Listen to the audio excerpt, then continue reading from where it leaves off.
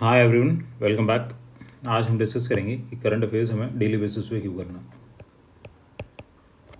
एक बहुत ही बेसिक सी चीज़ है, घिसी पिटी चीज़ है, ठीक है। बस वही मैं वापस रिपीट करने वाला हूँ, मगर बट यही है, ये आप फॉलो करोगे तो आप भीड़ से आगे चले जाओगे, ठीक है। क्योंकि भीड़ ये नहीं कर रही है, आपको उससे आगे निकलना है। आपको उन पोटेंशियल 10,000 कैंडिडेट्स में आना है जो प्री क्लियर कर रहा है, मेंस के एग्ज़ाम लिख रहा है। और उसके बाद पोटेंशियल 2,500 कैंडिडेट्स में आना है जो पर्सनालिटी टेस्ट दे रहा है, ठीक है। यहाँ तक का काम आपका है। उसके बाद आपके नंबर डिसाइड करेंगे कि आपका सिलेक्शन होता है नहीं होता, ठीक है। एटलीस्ट यहाँ तक तो आ ही जाओ। देखो क्या करना है आपको, बता रहा हूँ मैं। करंट अफेयर जो है ना, आपको डेली बेसिस पे पढ़ना है। डेली बेसिस पे पढ़ना है, उसके नोट्स बनाना है और उन नोट्स को रिवाइज कर लेना है। Read, notes, revise. रिवाइज कैसे करना है अपने नोट्स को, कंपाइल कैसे करना है, हम आगे के सेशंस में देखेंगे। बट ये 3 स्टेप प्रोसेस है कि आपको करना है। इसके फ़ायदे क्या है? फ़ायदा ये है कि ये इंश्योर करेगा कि आपका जो करंट अफेयर्स है ना, उसमें कंटिन्यूटी हो। कोई भी एक स्पेसिफिक टॉपिक चल रहा है, फॉर एग्जांपल लेट अस से लिस्ट ट्रस जो है, लिस्ट ट्रस ने रिज़ाइन कर दिया as a prime minister of United kingdom.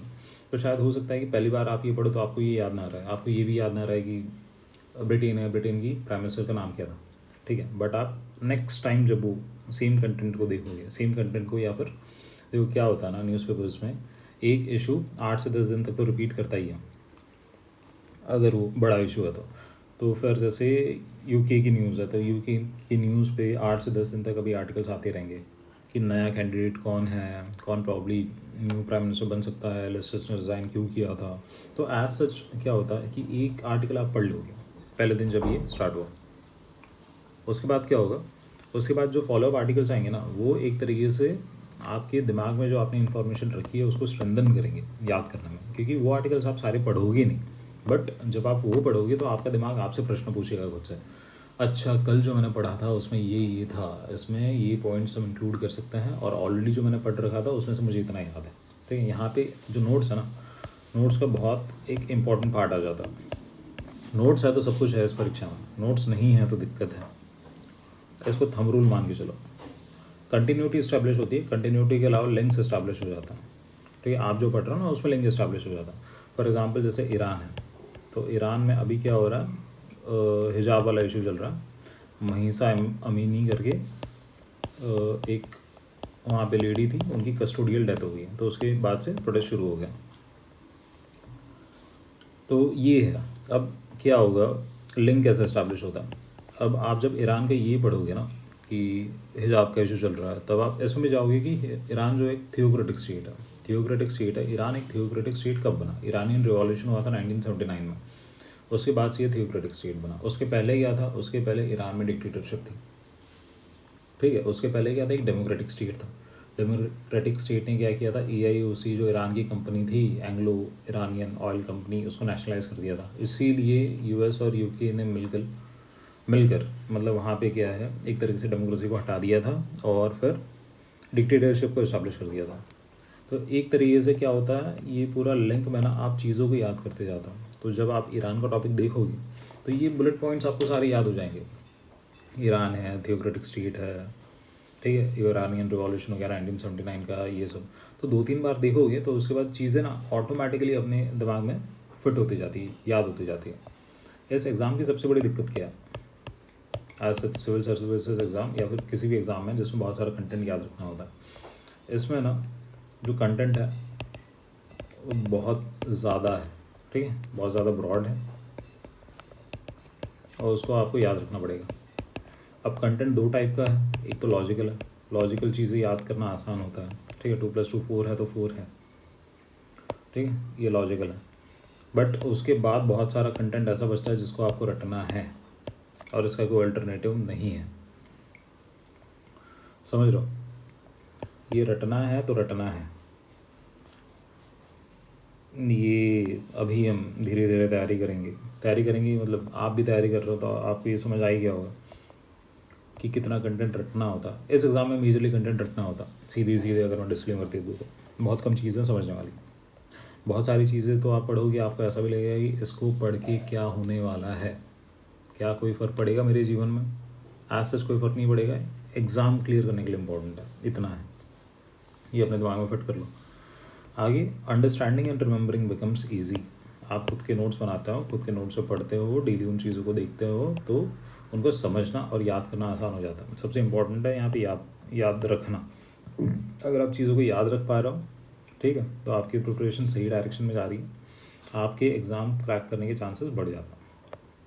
Revision से क्या होता है? Revision actually saves a lot of time, ये हमें समझ नहीं आता। और रिवाइज करने के लिए ना एक बहुत बड़ा इनर्शिया रहता है। कभी भी ये देखना, कोई नया कंटेंट पढ़ना तो दिमाग उतना प्रेशर नहीं डालता या फिर उतना फ्रिक्शन नहीं डालता, बट अगर सेम कंटेंट को रिवाइज करना है ना, तो 10 मिनट देने में भी जान निकल जाती है जो ऑलरेडी पढ़ रखा है, क्योंकि ये ह्यूमन टेंडेंसी है, ये बेसिक ह्यूमन टेंडेंसी है। सुबह उठो, कल जो पढ़ा था, पिछले हफ्ते जो पढ़ा था, उसे रिवाइज कर लो। 10 मिनट लगेंगे, ज़्यादा ज़्यादा आधा घंटा लगेगा, ठीक है, मगर इसमें पूरा रिवीजन हो जाएगा। और इसमें क्या होगा, ब्रेन सेल्स में ना वो इन्फॉर्मेशन री इन्फोर्स होती जाएगी, ठीक। जितनी ज़्यादा बार पढ़ोगे, एक्टिव रिकॉल हम आगे देखेंगे कैसे काम करता है, मतलब खुद से चीज़ें समझनी, खुद से चीज़ें समझोगे तो that is something that is going to create all the difference here. Time बच जाता है, रटना बिकम्स ईजी, ठीक है। इसके अलावा आप आपकी मेमोरी को कंटिन्यूसली ट्रेन कर रहे हो कि आपको चीज़ें याद रखनी है। ये पूरा एग्ज़ाम का जो खेल है वो याद रखने पे है। याद अगर रह रहा है तो एग्ज़ाम निकलेगी, याद नहीं रह रहा है तो एग्ज़ाम निकलना बहुत मुश्किल है, ठीक है। मगर ऐसा नहीं है कि याद नहीं रहेगा। ये एग्ज़ाम जो बनी है ना, ये एग्ज़ाम एकदम बेसिक या फिर एकदम एवरेज कैंडिडेट के लिए है, ठीक है। एवरेज ले लो या बिलो एवरेज ले लो, सीधे सीधे इन कैंडिडेट्स के लिए एग्ज़ाम बनी हुई है।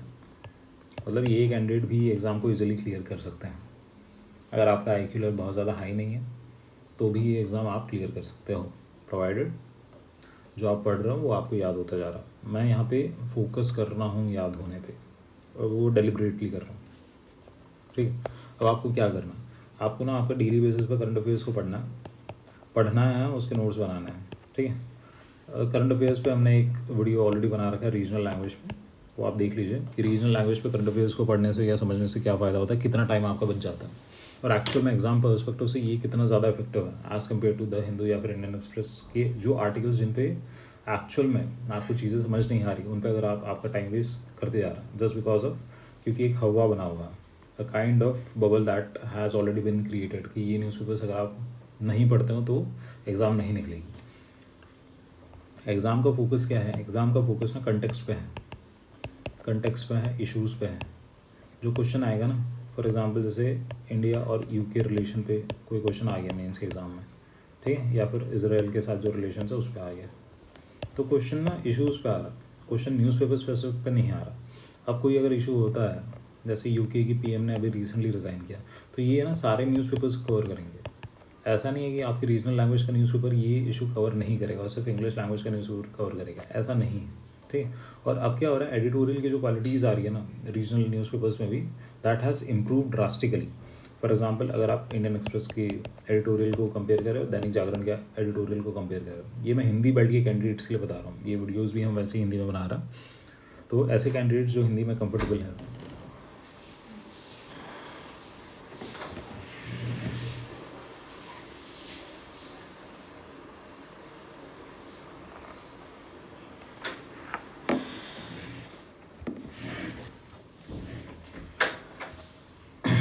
हाँ, तो coming back to the video, ऐसे कैंडिडेट्स जो हिंदी में कंफर्टेबल है उनके लिए स्पेसिफिकली, तो दैनिक जागरण जैसे न्यूज़पेपर्स अगर आप पढ़ोगे तो you'll be able to see a stark difference in the in terms of the understanding that you are able to develop for your current affairs, and also in terms of in saving time, कितना time आपका actual में बच जाता है current affairs पढ़ने में। क्या करना है, मुद्दे पे आते हैं।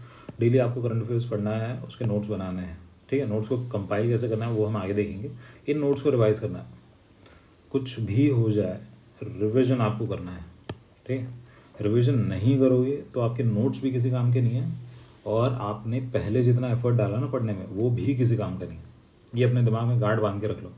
आज पूरा दिन लक्ष्मीकांत के 5 चैप्टर अगर आपने पढ़े कल उन 5 चैप्टर को अगर हाथ भी नहीं लगाया, ठीक है, एक हफ्ते बाद तो वो 5 चैप्टर गायब हो जाएंगे। किताब पकड़ोगे वापस ऐसा लगेगा कि भाई ये क्या है। ठीक है, नोट्स को आपको कंपाइल करना है। एक हफ्ते के आपने नोट्स बनाए, ठीक है, वीक के एंड में ना इन नोट्स को कंपाइल कर लो। इन नोट्स में आप क्या कंपाइल करोगे, सपोज कर लो ये आपके हो गए 14 पेज के नोट्स हो गए, हर दिन का 2 पेज का हो गया। वीक के एंड में ना ये आपके 2 पेज के रह जाएंगे।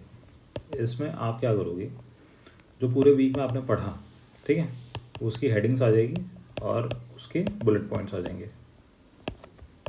इसके अलावा ये स्टार वाला कॉन्सेप्ट यूज़ करना शुरू कर दो। स्टार या फिर कोई भी सिंबल, जैसे कोई टॉपिक है वो पढ़ने में वो याद रखने में आपको दिक्कत आ रही है, तो यहाँ पे आपने उसकी हेडिंग लिखी, उसका बुलेट पॉइंट लिखा यहाँ के कंपाइलेशन से, उसके आगे ना स्टार मार्क कर दो कि अभी मैंने ये रिवाइज़ करने के बाद भी एक बार देखा मगर मुझे याद नहीं हुआ। नेक्स्ट टाइम उसे जब रिवाइज़ करोगे अगर वो याद है तो ठीक है, वेल एंड गुड, अदरवाइज़ उसके ऊपर 2 स्टार मार दो कि मैंने 2 बार पढ़ा फिर भी याद नहीं हुआ। अब ये क्या होता है, देखो पिक्टोरियली ना या फिर विजुअली आप आपके दिमाग को ना ट्रिक कर सकते हो, ट्रेन कर सकते हो। जब आप यहाँ पे स्टार देखते हो ना तो आपका दिमाग फोर्स करता है आपको कि ये चीज़ इंपॉर्टेंट है, ये आपको याद रखनी है। ठीक है, तो क्या होगा, 2-3 इटरेशंस के बाद, सपोज करो तीसरे इटरेशन तक भी आपको ये याद नहीं रहा, तीसरे इटरेशन के बाद चौथे इटरेशन में तो ये आपके दिमाग में होगा। ठीक है, आप भूल नहीं पाओगे, आप चाह के भी उस इन्फॉर्मेशन को भूल नहीं पाओगे। ठीक है, दिमाग को ऐसे ट्रिक किया जाता है, हो जाता है। तो ये है, नोट्स को कंपाइल करना है, नोट्स को रिवाइज करना, एक्टिव लर्निंग करनी है आपको। एक्टिव लर्निंग होता है क्या एक्चुअल में, देखिए 2 टाइप की लर्निंग होती है, एक होती है एक्टिव लर्निंग, एक होती है पैसिव लर्निंग। फैंसी टर्म्स है और कुछ नहीं। पैसिव लर्निंग मतलब क्या हो गया, पैसिव लर्निंग मतलब जैसे मैं आपको कुछ समझा रहा हूँ या फिर आपने क्या किया, कोई एक वीडियो देख लिया, 2.5 घंटे का कोई सेशन देख लिया किसी टॉपिक पे, तो अगर कोई आपको सामने से समझा रहा है, ठीक है, तो दैट इज़ पैसिव। क्योंकि क्या हो रहा है वहाँ पे आपके दिमाग की बत्ती नहीं जल रही, आप खुद से नहीं सोच रहे हो। एक्टिव लर्निंग कब होती है, एक्टिव लर्निंग तब होती है जब आप क्वेश्चंस को सॉल्व कर रहे हो, या तो आप क्वेश्चंस को सॉल्व कर रहे हो या फिर यूपीएससी के टर्म्स में आप अगर आंसर लिख रहे हो, ठीक है, आंसर राइटिंग अगर आप कर रहे हो। इसके अलावा अगर आप खुद को क्वेश्चन पूछ रहे हो, आपने कोई टॉपिक पढ़ा, किताब बंद की, फिर आप खुद को क्वेश्चन पूछना शुरू किया, अच्छा मैंने आर्टिकल 370 पढ़ा था, 370 को स्क्रैप कर दिया गया, 35E का क्या हुआ, जम्मू कश्मीर का अभी क्या स्टेटस है, ईरान किस टाइप का स्टेट है, इंडिया कितना ऑयल ईरान से इंपोर्ट करता है, ऑयल की डिपेंडेंसी कितनी है। ये सारे क्वेश्चंस ना आप खुद को पूछो, फिर देखो आप कितना रिटेन कर पा रहे हो। ठीक है, ये 3 तरीके हो गए एक्टिव लर्निंग के। इसके अलावा कोई तरीका है एक्टिव लर्निंग का, क्वेश्चंस पूछना, मेनली क्वेश्चंस पूछना और क्वेश्चंस को सॉल्व करना, ये है। ये आप करोगे ना तभी आपके दिमाग के अंदर ना सेल्स में इंफॉर्मेशन रीइंफोर्स होती जाएगी। सिर्फ पढ़ोगे या फिर सिर्फ सुनोगे किसी से तो कुछ नहीं होने वाला। ठीक है, ना चीज़ें याद रहेंगी, ना चीज़ें समझ आएंगी, ना आप रिकॉल कर पाओगे। सबसे बड़ी दिक्कत है एग्ज़ाम में रिकॉल नहीं कर पाओगे। रिकॉल ही नहीं कर पाओगे तो एग्ज़ाम में आंसर लिखोगे कैसे या सॉल्व कैसे करोगे। पूरा खेल क्या है, पूरा खेलना रिकॉल का है। जितना पूरे साल पढ़ा आप कितना रिकॉल कर पाए, समझे, इतना है। और पूरी एग्ज़ाम ना रिकॉल का खेल है, यहाँ पे रिवीजन का, रिकॉल का। ये कहता है ना कि 1 से 1.5 साल आपको तैयारी में लग रहा है, ये क्यों लग रहा है, ये इसलिए लग रहा है क्योंकि 1 महीने के अंदर इसका जो सिलेबस है ना उसको याद रखना डिफिकल्ट है, समझ रहे हो। 1 महीने में अगर याद रह जाता तो क्या ही था। सूट्स करके एक वेब सीरीज़ है, उसमें कैरेक्टर है माइक रॉस करके। अब माइक रॉस ऐसा बंदा है जो एक बार किसी भी चीज़ को पढ़े तो उसको याद हो जाती है, फिर वो भूलता नहीं है। तो ये बहुत बढ़िया सीन है हार्वी स्पेक्टर का और माइक रॉस का, जो फर्स्ट सीरीज़ का फर्स्ट वीडियो उसमें ही है, बढ़िया है, कभी टाइम मिले तो देखना। तो फिर क्या हो रहा है यहाँ पे, अब हम में से कोई माइक रॉस है नहीं क्योंकि हमारी मेमोरी ऐसी है नहीं, तो इसलिए हमें रिवाइज़ करना पड़ेगा, क्वेश्चन लगाने पड़ेंगे। एक्टिव लर्निंग कैसे करनी है, कितनी करनी है, कब कब करनी है, ये भी हम इन डिटेल डिस्कस करेंगे। नोट्स को कैसे बनाना है, नोट्स को कैसे कंपाइल करना है और रिवाइज कैसे करना है, ये भी हम इन डिटेल डिस्कस करने वाला है। तो इसकी टेंशन मत लीजिए, बट ये है कि हमें स्मार्टली एक्ट करना, हमें भीड़ से आगे निकलना है। भीड़ से आगे आप तभी निकलोगे जब ये छोटे छोटे स्टेप्स जो सुनने में लगता है कि ये तो क्या है, ये तो ऑब्वियस है, ये करने से क्या हो जाएगा, या फिर ये तो हो ही जाएगा, तो ये तो हो ही जाएगा ना, इसको आपको डेली बेसिस पे करके दिखाना है। ठीक है, कि हाँ ये तो हो ही जाएगा, आज मैंने कर लिया, ठीक है, कल भी मैंने कर लिया, ये मैं पिछले 1 महीने से कर रहा हूँ, पिछले 6 महीने से कर रहा हूँ। अच्छा 1 महीने बाद प्रीलिम्स के एग्ज़ाम है, अब तक मैंने ये फॉलो किया है, डिलीजेंटली मैंने ये फॉलो किया है, तो मेरे एग्ज़ाम निकालने के चांसेस बढ़ जाते हैं as compare to other candidates. तो चलिए इस डिस्कशन को यहीं तक लिमिटेड रखते हैं, मिलता है आपसे नेक्स्ट सेशन में।